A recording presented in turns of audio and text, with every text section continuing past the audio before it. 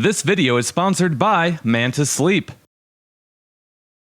I begin the video heading south on Kelly Road near the intersection with Mayoral. This will be my 16th video in my Detroit series where I go through the entire city.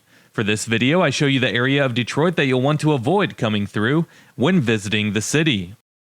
But first, a special thanks to Manta Sleep for sponsoring this video. Something that we can all agree on is that we all need our sleep. Manta Sleep offers many different sleep masks to help you get the best night's sleep imaginable, including a silk mask, a slim mask, the max mask for maximum blackout, a weighted mask, a cooling mask, or even a steam mask. You can also get the Manta Sleep Mask Pro that offers unbeatable side sleep comfort. I received my sleep mask from Manta 2 months ago, and it's been a life changer for me. If you're someone like me that has a tougher time trying to fall asleep than most others, buying a sleep mask from Manta is a solid investment. Make sure to order yours by clicking the link down below and use promo code CHRISH for 10% off of your order. And I do receive a small commission from said purchase.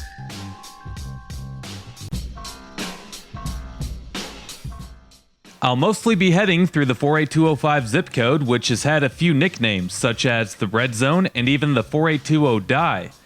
Those nicknames come from the fact that it's long been considered as the most dangerous area of one of the country's most dangerous cities. Some publications in the past have even labeled this zip code as the most dangerous area in the country. And when you look at the data at certain points in history, it's hard to argue that.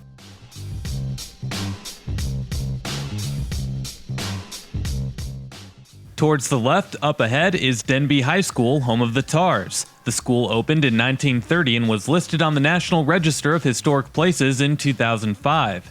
It's one of the few original Detroit public high school buildings that are still standing.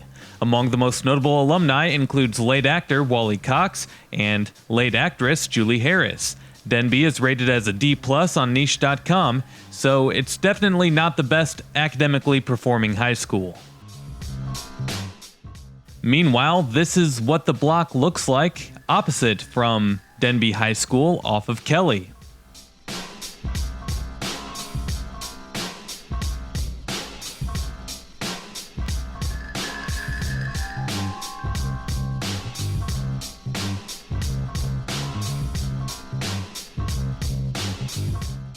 First, let's get some background information on the 48205 zip code. It's made up of several different neighborhoods, mainly Osborne and Maple Ridge. It's not as old as some of you might think, as most of these homes were built in the 1940s. There's a lot of areas of Detroit that are older, with many of the areas along the river being built up in the mid-1800s.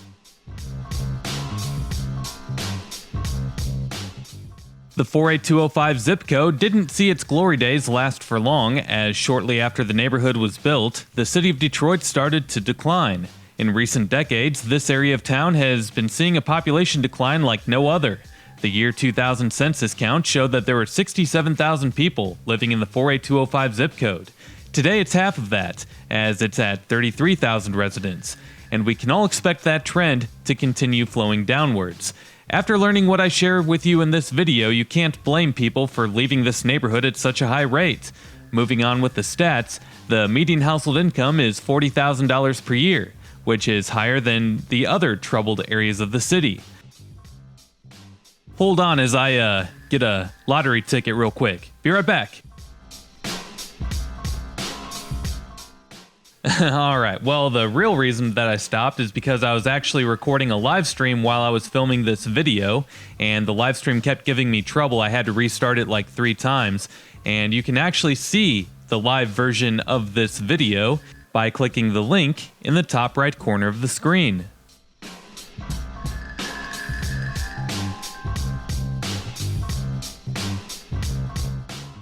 Back to the stats for the 48205 zip code. Only 5.6% of adults 25 and older hold a bachelor's degree or higher, and the median value of owner-occupied housing units is $35,000 per year, while the poverty rate is 23.7%, meaning that nearly 1 out of every 4 people that live in this zip code lives in poverty.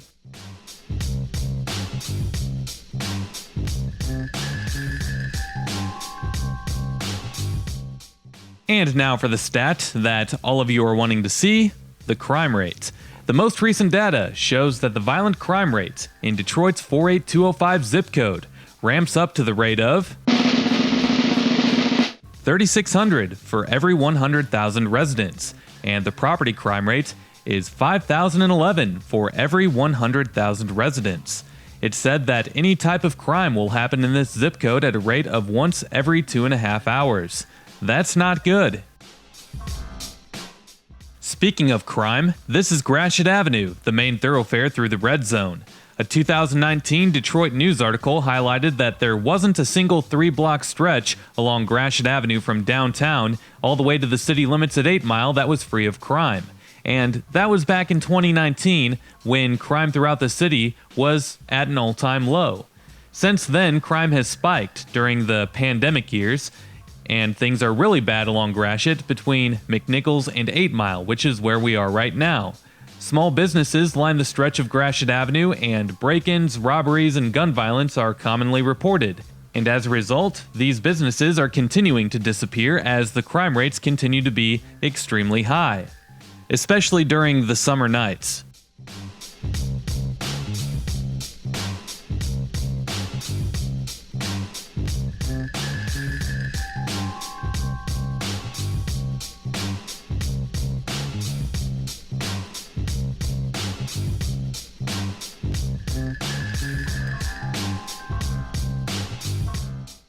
Since Gratiot is such a wide avenue with no median, it's become a popular spot for drag racing during the summer nights. Not only is that when a lot of the crime occurs, but it's also when people will drive recklessly with no regard for public safety. Groups will come out in ATVs and dirt bikes as well in the midst of people driving like it's the Autobahn. Get away from Gratiot Avenue by just a block or two pretty much anywhere along its stretch through the city limits, and it's full of abandoned houses and vacant fields due to the consistently high crime rates that the area has seen over the years.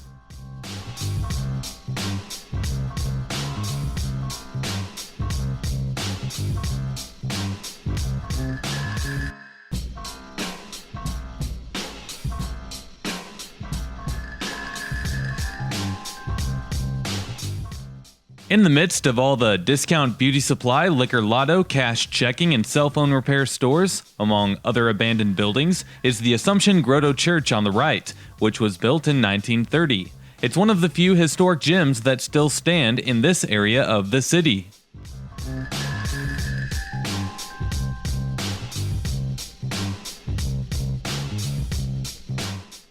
Most of us know that Detroit has long been one of the nation's most dangerous cities. It used to be the clear-cut #1 most dangerous major U.S. city in terms of the rate of violent crime. There was even a time when Detroit police made announcements telling people to come into the city limits of Detroit at their own risk. The Motor City held that title for decades until just recently, when the crime rates in Detroit started to decline, and other cities like St. Louis, Memphis, and Baltimore saw their crime rates rise to the level of Detroit. In recent years, St. Louis has often been rated as the most dangerous large U.S. city, with Detroit, more often than not, coming in second place. With that said, violent crime has often been thought of as being the largest contributor to Detroit's population decline. Detroit has lost 1.2 million people since its peak population of 1.8 million during the 1950 U.S. Census count, which means that Detroit has lost more residents from its peak population than any other U.S. city. Today, downtown is a safe place to visit and live if you can afford it. The number of people living in downtown and in the neighborhoods that surround downtown has actually increased over the last several years. And for a video on how downtown Detroit is doing these days, you can find a video on that by checking out my Detroit playlist after you finish this video. But for the city overall, quite frankly, Detroit has been unable to solve its severe crime problem, and in return, the city has not been able to keep people from moving out.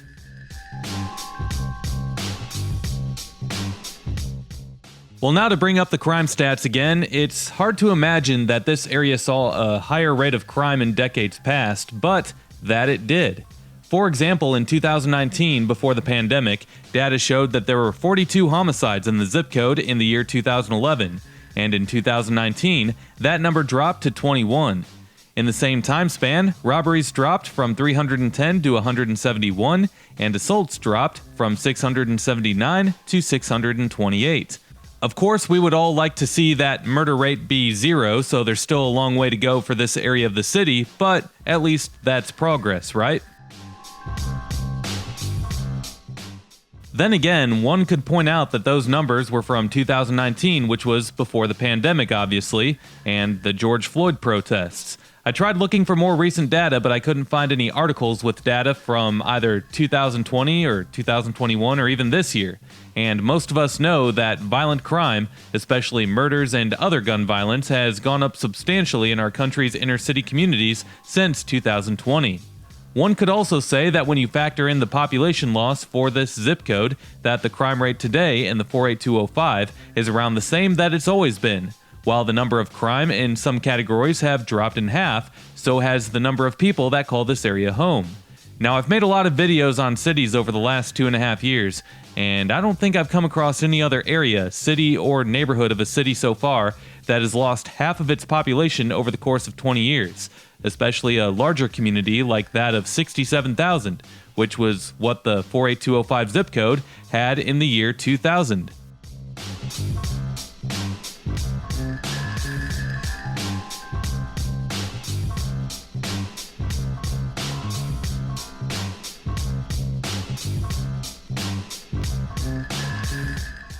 Well, now it's time to get more in depth, as the biggest contributor to the violence in this zip code would be the gangs in the area. Most of the crime in this zip code is assumed to be done by gang members as they compete for territory. The most notorious gang from this zip code is the 7 Mile Bloods, or SMB. As Detroit police say, the gang members will terrorize the residents with shootings, murders, and drug dealing. Over the years, Detroit police have put 13 members of the 7 Mile Bloods behind bars. And some of the other competing gangs over the years in this area includes the 42 Hustle Boys and 6 Mile Cheddar Grove. Meanwhile, off of this street, it's mostly just a bunch of abandoned commercial buildings and vacant lots.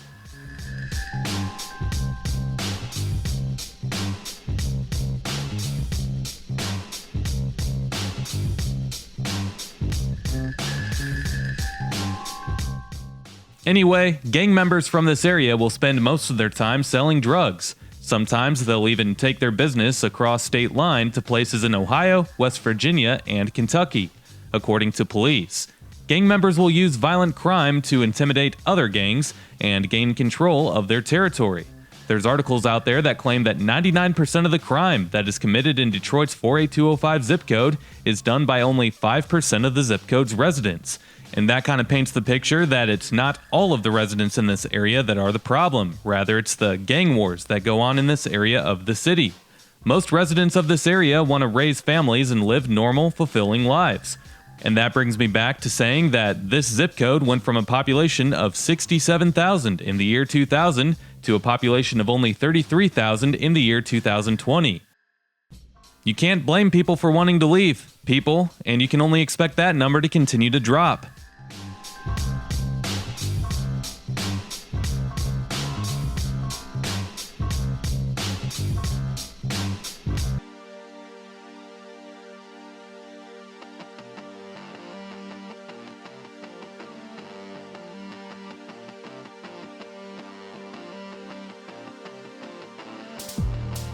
So with all of that said and done, the question is, what can be done to solve this issue? I believe that in order to solve this issue, it all starts with the youth and the environment that they grow up in. What is their life like at school? What kind of elements are they exposed to? What's their home life like with their parents? Are both parents available enough to their kids in order to make a positive impact? Sometimes you have kids growing up in places like the 48205 zip code, and they are introduced to a life of crime very early on, and they're never able to escape. Maybe it's their parents that are involved in committing crime, or maybe it's even an older sibling or cousin. Maybe it's that the kids are witnessing others around them abusing drugs, or maybe it's their parents that display violent behavior, and then, in return, that's all the kids ever know because that's all they ever see.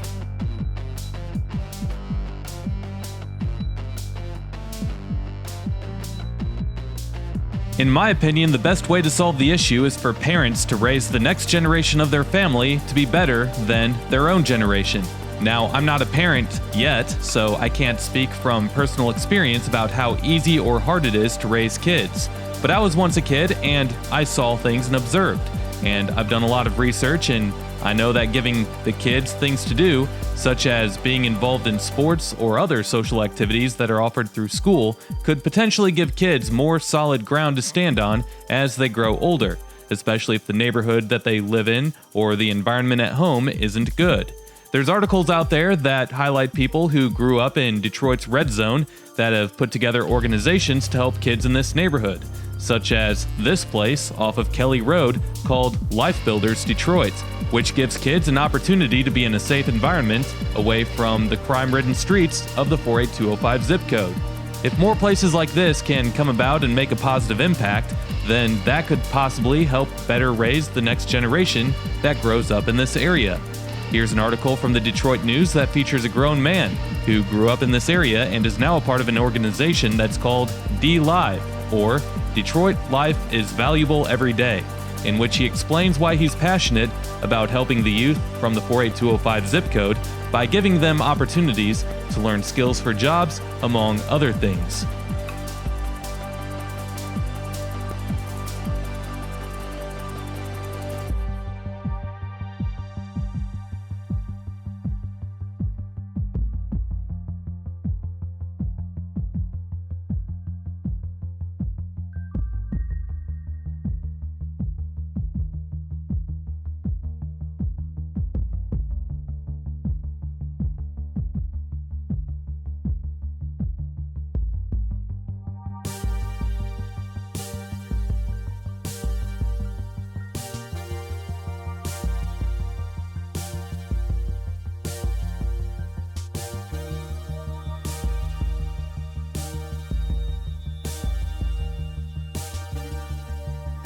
Here, you can see a small stretch of newer homes, only to be followed by more older abandoned homes and empty lots.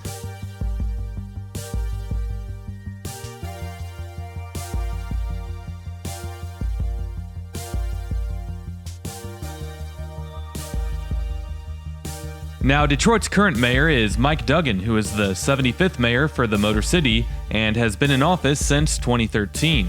Mayor Duggan has seen the highest approval rating out of any Detroit mayor, seeing an approval rating of 68%.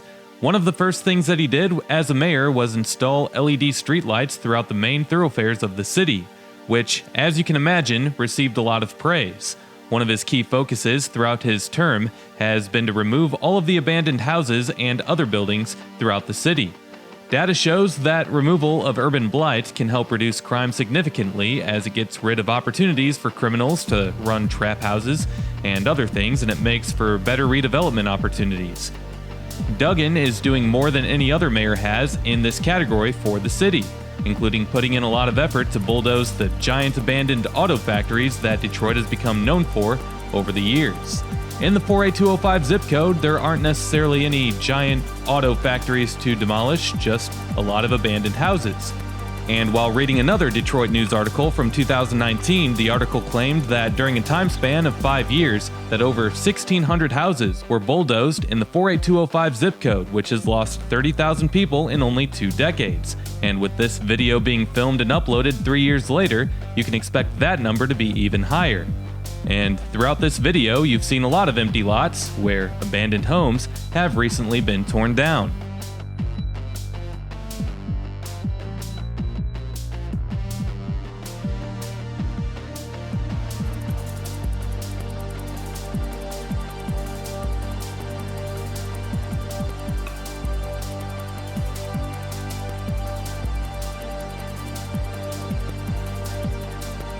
From this point on, we're gonna stay away from the residential side streets as most of them all look the same and we've already seen quite a bit of it.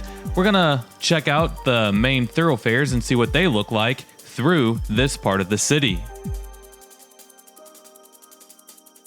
There will be another residential side street that I show later in the video, but it's pretty significant as it's where Eminem's mother lived while he was growing up.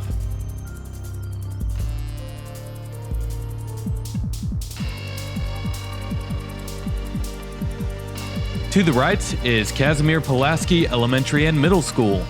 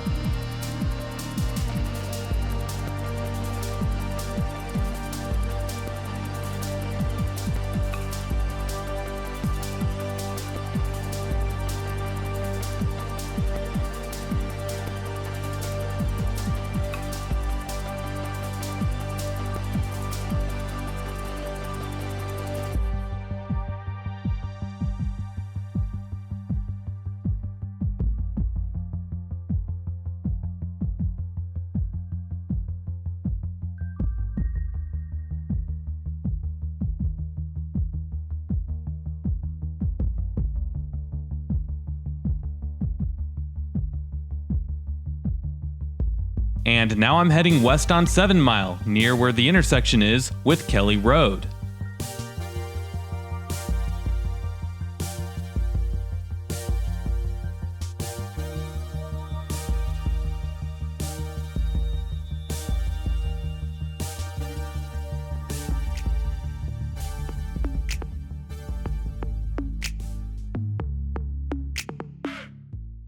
To the right, we just passed by the St. Jude Parish, which was built in 1941.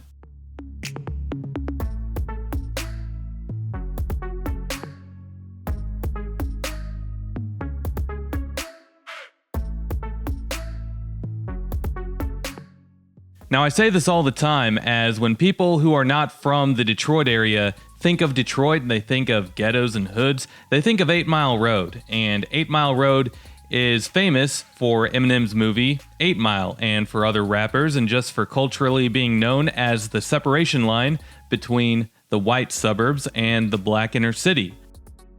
However, the reality of things is that 7 Mile is more so the inner city than 8 Mile is, as 7 Mile is south of 8 Mile, meaning that 7 Mile is in the inner city, whereas 8 Mile really just serves as the line between suburbs and city.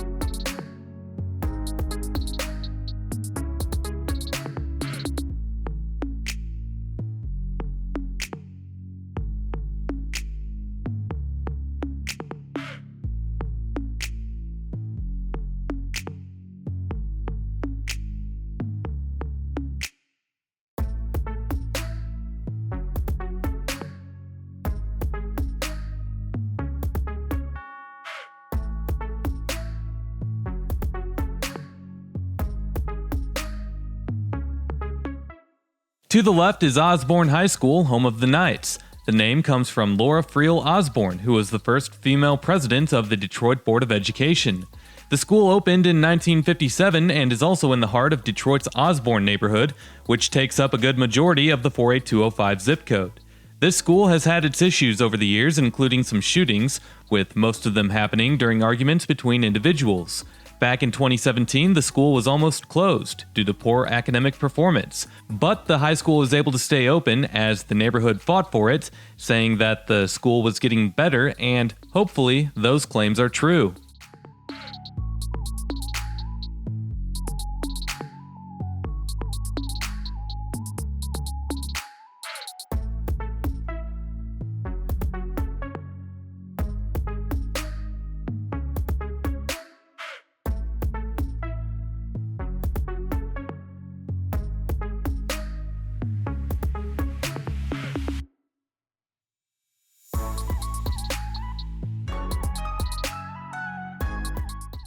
Now I'm going to head east on McNichols from its intersection with Outer Drive.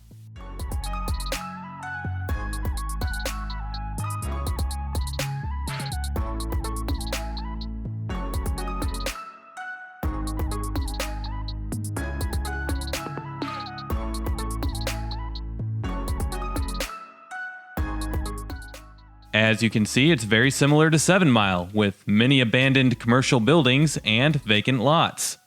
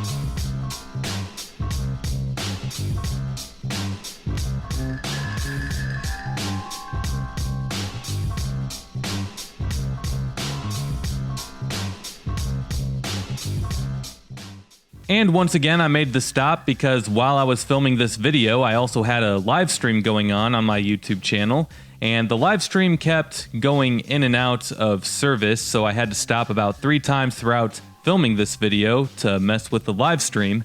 And from this point on, the live stream didn't really give me any trouble, and you can check out that live stream on my YouTube channel. The video will be attached at the end of this video. I also had a card linked to it earlier on in the video, so you can check that one out too if you wish. However, this video, much better quality. Very hard to get good quality footage through live streaming on your cell phone.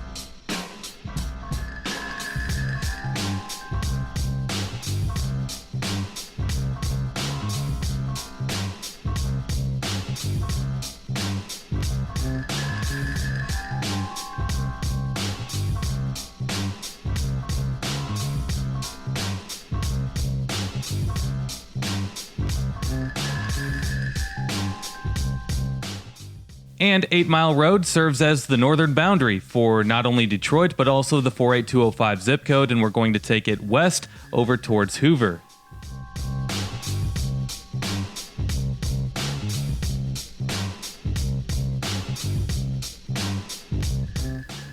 And to the north of 8 Mile is the suburb of Warren, which is Detroit's largest suburb by population.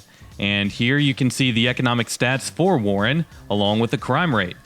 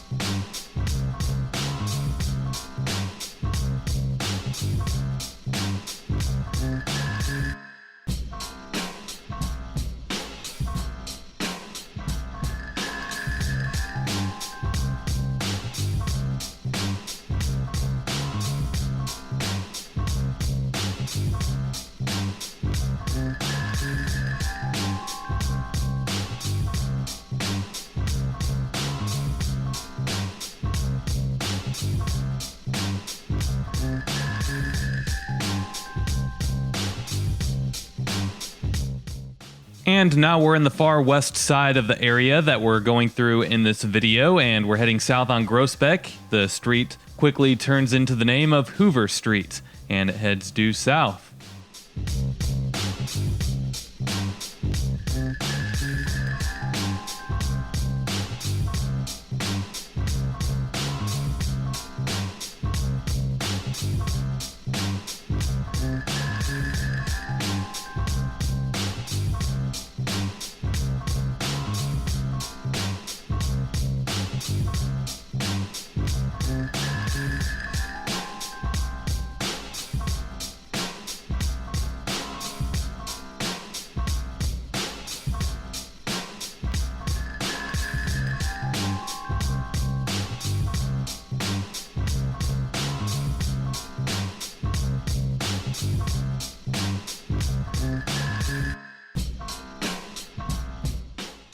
And again, we're passing by Osborne High School to the left.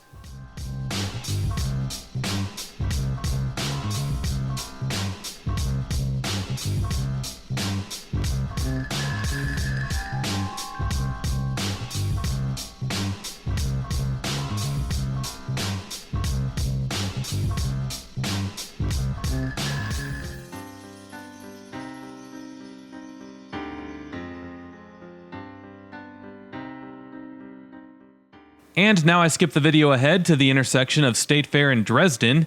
As we turn on to Dresden, Eminem's Detroit childhood home used to stand here in one of these vacant lots to the right.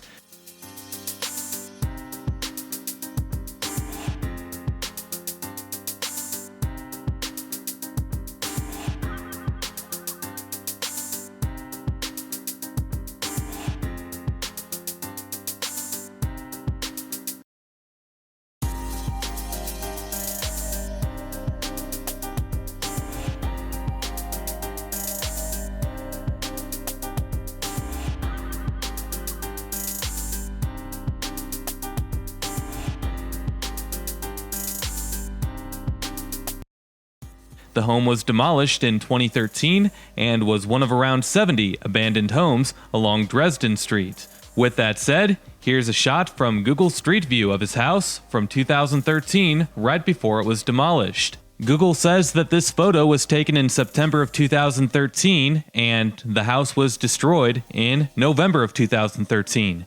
Somewhere in between that time, the house was also heavily damaged by a fire. His mother, Debbie Mathers, owned the house from March 1992 to April 2003. Well, now I'm back on McNichols heading east at the intersection with Shaner, and then Gratiot is right up ahead. Once we cross it, it'll turn into Seymour Street, and we'll see the last part of this area of the city that we haven't yet been through.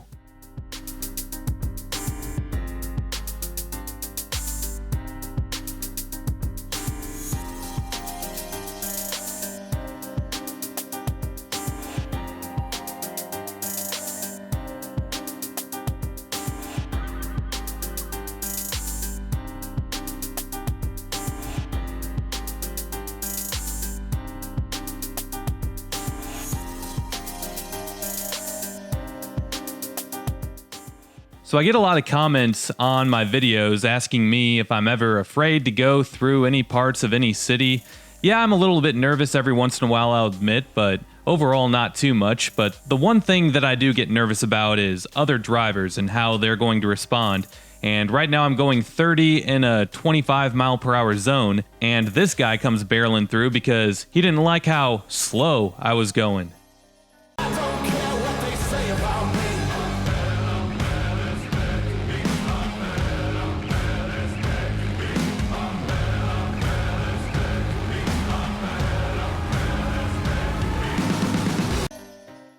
I mean, I guess that was a lady, not a guy, but yeah, she almost crashed head-on with oncoming traffic just to get around me. That's alright though, I mean, as long as nobody was hurt, I guess, I don't care. Go ahead.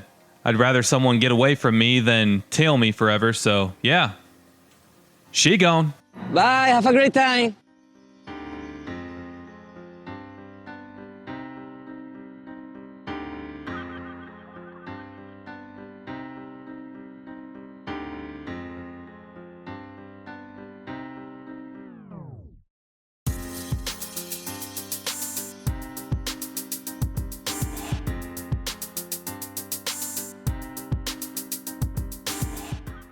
And we have one last major thoroughfare to head down before going past the torn down Eastland Center Mall. When I was driving by, the Eastland Center Mall was in the middle of being torn down, and it was an interesting sight to see.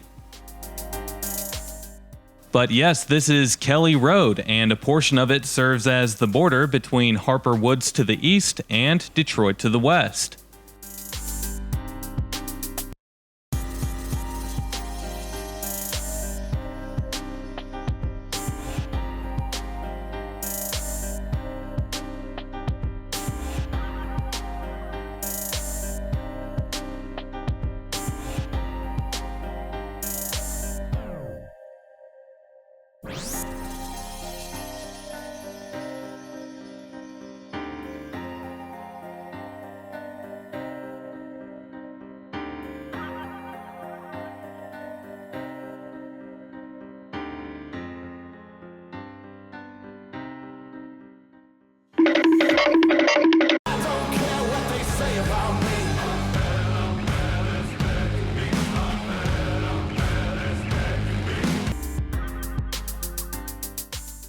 Haha, alright, well, I'll just skip ahead to when I get to the Eastland Center Mall, which was built all the way back in 1957. Many people say that gang violence over the years from all the rival gangs in the 48205 is what destroyed the mall, as shootings started to become a common occurrence around 2010. The mall already had downward momentum before that, but the shootings just increased the negative momentum for the mall. In 2021, the mall closed, and when I drove by it, in May of 2022, the mall was in the middle of being torn down. Apparently, what's planned to be built here is a bunch of industrial warehouses.